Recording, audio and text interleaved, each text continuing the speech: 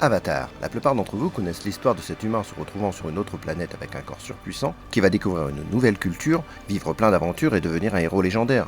Ah non, pardon, je confonds, je lisais le résumé de John Carter. Oui, je taquine, effectivement, Avatar, et James Cameron ne l'a jamais caché, est dans la lignée de John Carter, récit prototype de toutes ces histoires de personnages humains découvrant une nouvelle planète et qui en devient le héros. Acceptation par un peuple autochtone, épreuve initiatique, découverte de l'amour auprès d'une beauté locale, grande bataille finale contre l'ennemi. Mais attendez, je suis en train de parler de Dune là. Bah oui, car effectivement, Dune reprend aussi, de manière beaucoup plus complexe, le schéma de base de John Carter.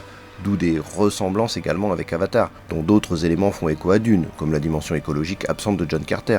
Avatar, d'une certaine manière, pouvant être vu comme un Dune version beaucoup plus grand public, où le désert aride est remplacé par une forêt luxuriante beaucoup plus glamour. Mais Avatar a aussi des points communs avec d'autres romans de Frank Herbert, et particulièrement le cycle du programme Conscience, dont le nom anglais est Pandora Séquence, parce que ça se passe principalement sur une planète du nom de Pandora. Oui, non, c'est exactement comme ça dans les romans. Mais bon, il faudrait beaucoup plus qu'un short pour expliquer tout cela. Si vous voulez en savoir plus sur John Carter et comment il a servi de modèle à nombre de récits de science-fiction, surtout regardez ma vidéo dédiée à John Carter et à ses filiations, dont bien sûr